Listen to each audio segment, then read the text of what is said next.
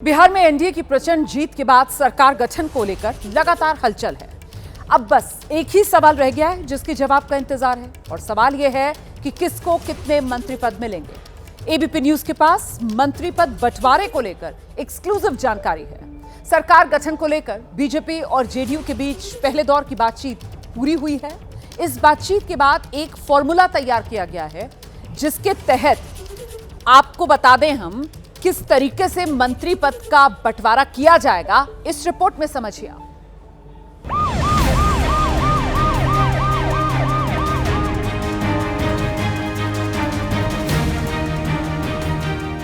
बिहार में बम्पर जीत के बाद एनडीए में सरकार गठन को लेकर हलचल तेज है। शनिवार से रविवार तक दिल्ली से लेकर पटना में लगातार हलचल हो रही है। शनिवार को दिल्ली में अमित शाह के आवास पर बीजेपी और जेडीयू के नेताओं का आना जाना लगा रहा। जेपी नड्डा ने अमित शाह से मुलाकात की। केंद्रीय मंत्री और जेडीयू के नेता ललन सिंह भी अमित शाह से मिले। बिहार के चुनाव प्रभारी धर्मेंद्र प्रधान और विनोद तावड़े भी गृह मंत्री से मिले। दिल्ली में हलचल हो रही है तो पटना में भी नीतीश कुमार का आवास मेल मिलाप का केंद्र बना हुआ है। नीतीश के घर डिप्टी सीएम विजय कुमार सिन्हा पहुंचे। आरएलएम प्रमुख उपेंद्र कुशवाहा आए। इन मुलाकातों का मकसद था बिहार में कैसे बनेगी सरकार।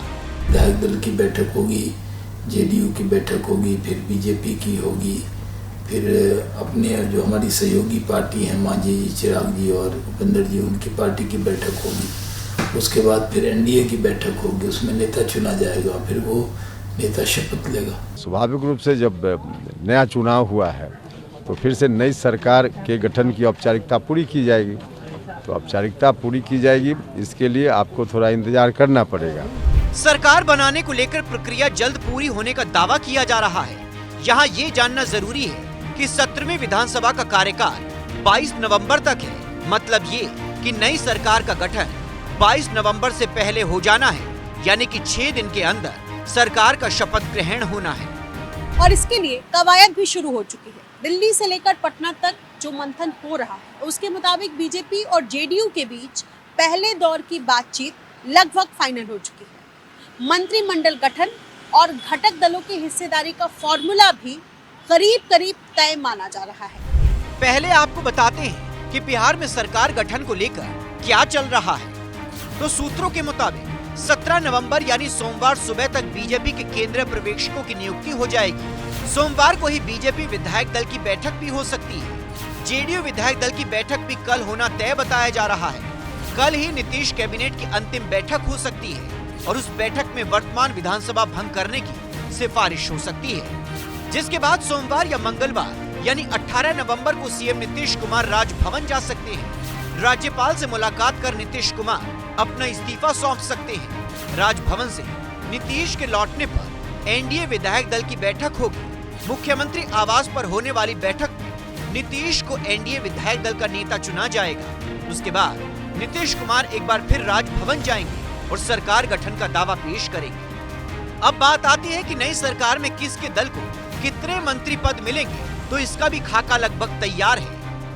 सूत्रों की माने तो जो फॉर्मूला बना है उसके मुताबिक 6 विधायक पर 1 मंत्री पद मिलेगा। इसका मतलब ये कि बीजेपी को 89 सीट मिली तो उसे 15 मंत्री पद मिल सकते हैं। जेडीयू को 85 सीट मिली यानी कि उसे 14 मंत्री पद मिल सकते हैं। चिराग की पार्टी एलजेपीआर को 19 सीट मिली तो उसे 3 मंत्री पद मिल सकते हैं। जीतन राम मांझी की पार्टी हम को 5 सीट और उपेंद्र कुशवाहा की पार्टी आरएलएम को 4 सीट मिली तो उन्हें शायद एक मंत्री पद मिल जाए।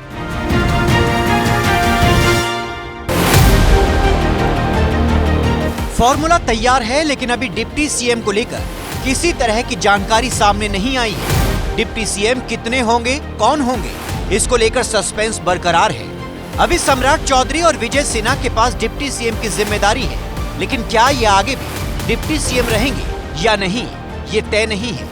नीतीश कुमार के मुख्यमंत्री बनने को लेकर भी आधिकारिक तौर पर अभी तक कुछ नहीं कहा गया है, बस बयानबाजी हो रही है। अब इसमें चर्चा की क्या बात है, अब तो जो कुछ होना है 1-2 दिन में हो ही जाना है। कि हम लोगों ने मुख्यमंत्री नीतीश कुमार जी के नेतृत्व में चुनाव लड़ने का काम किया। मैं ये मानता हूँ कि समय आने पर मेरे तमाम विधायक एक बार फिर से मौजूदा मुख्यमंत्री नीतीश कुमार जी को ही बिहार का मुख्यमंत्री चुनने के लिए अपना मत देने का काम करेंगे। उम्मीद से कुछ ज़्यादा ही बेहतर अच्छा जीत मिला। सब सारा श्रेय जनता को जाता है। उन्होंने जो 20 साल में काम किया है उसी का इनाम दिया है जनता ने। तो आगे भी विश्वास बनाया है पापा पे, तो आगे भी मुझे पूरी उम्मीद है कि पिताजी आगे भी इस विश्वास को कायम रखेंगे, आगे भी विकास का क्रम जारी रखेंगे। बिहार में कौन बनेगा मुख्यमंत्री, कौन होगा उप मुख्यमंत्री और कौन होंगे मंत्री, इसकी तारीख भी अब तय होती नजर आ रही है। एबीपी न्यूज को जो जानकारी मिली है उसके मुताबिक पटना के गांधी मैदान में शपथ ग्रहण समारोह हो सकता है। हम ऐसा इसलिए कह रहे हैं क्योंकि 17 नवंबर से 20 नवंबर तक 4 दिन गांधी मैदान को आम लोगों के लिए बंद कर दिया गया है। 19 या 20 नवंबर को नई सरकार का शपथ ग्रहण हो सकता है। शपथ ग्रहण समारोह में प्रधानमंत्री मोदी भी शामिल हो सकते हैं। इसके अलावा कार्यक्रम में एनडीए शासित राज्यों के मुख्यमंत्रियों के भी शामिल होने की उम्मीद है।